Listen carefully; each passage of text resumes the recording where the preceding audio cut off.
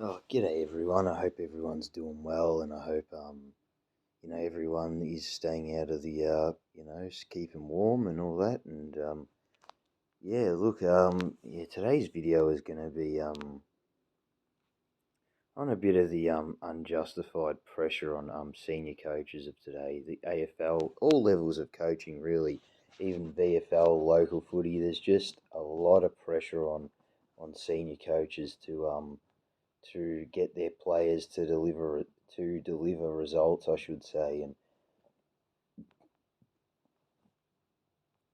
so yeah, look, um, I personally used to be a part of that minority of group that would sort of grill the coaches and sort of I guess put too much emphasis on the senior coach rather than the actual players out there um, that are actually doing the job. It's not like the senior coach is running around out there. You know what I mean? Um, so yeah, look, I used to be part of that group, and looking back on it, it's not something to be proud of. I guess. Look, we don't want to, you know, um, we can make comments about coaches and think that they're not getting the best results, but when people start saying, oh, this coach needs a bullet and all that stuff, and it happens in the Premier League and it happens in all levels of sport really, and it's not really good enough really. So look, the Ben Rutten for example, like the way he was treated within his own club at Essendon, and David Noble was another one.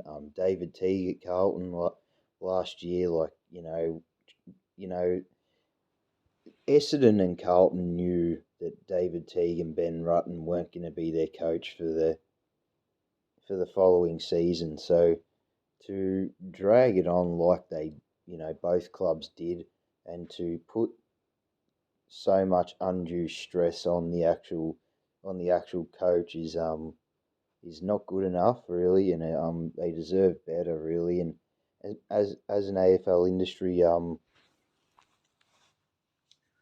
clubs, need to do more to ensure that their senior coach is looked after, to ensure that their mental health is looked after, because you know, it's just not good enough. I mean, there's just the stress and the pressures of the actual job is just, I couldn't imagine, the senior players, they get time to sort of switch off a bit, whereas a senior coach is sort of constantly on the go. They're at the club nearly every day. They're constantly checking in on players. They're constantly talking to assistant coaches. They're chatting to the high performance team. They're doing this, they're doing that. So at the very bare minimum, we need to ensure that that their mental health is looked after, that they can gain access to. I'm sure they have access to all this stuff, but like psychologists and counselors and um, but yeah, I think we really need to do better as a fan base to ensure that our comments are civil, that our comments don't exceed the boundaries, that our comments are just purely based on football, on the actual game, not getting personal, um, not sort of and just lay off the. I've seen some Essendon fans, some of their comments on Ben Rutten and how he needs to go and this and that. Like, seriously, if you think those things, maybe you're better off just not. Because the thing is, if you were the senior coach of Essendon and you were if you were Ben Rutten himself, would you enjoy reading the comments that you guys are making? Probably not. So put yourself in his position for a second and just think that there is a human being that is is he's a human being at the end of the day. He's no different to any of us.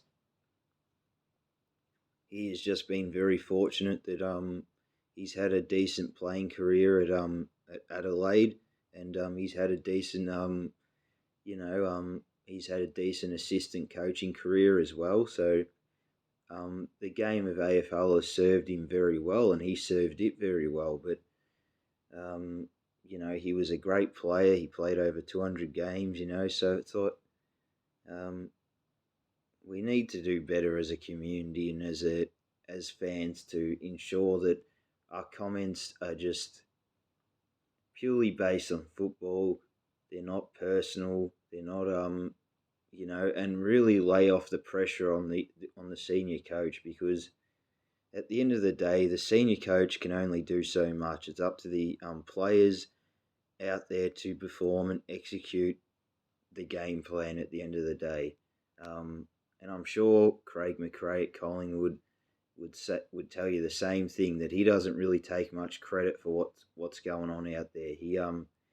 The players are listening to him, and they're executing their roles as per his the coach's instructions. So I think we really need to lay off the senior coach. I really do. We're putting too much emphasis on the senior coach as a football community, and as proven with David Noble, did did that did sacking him make any difference at all to North Melbourne's on-field performances? Not really. They're still losing quite badly. So, as the saying goes, if you haven't got no socks, you can't pull them up. So, um, if North Melbourne people and fans think Alistair Clarkson's the magic answer, then they're kidding themselves. He needs a team of people around him. He needs first of all a better list and to work with, and he needs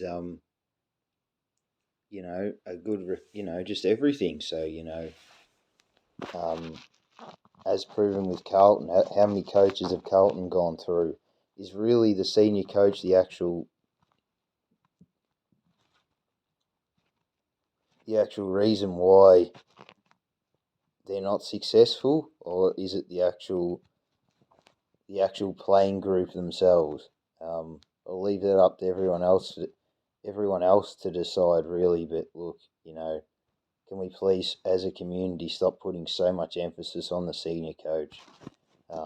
They're under enough pressure as it is. We don't need to make it any harder for them. All right, catch you guys.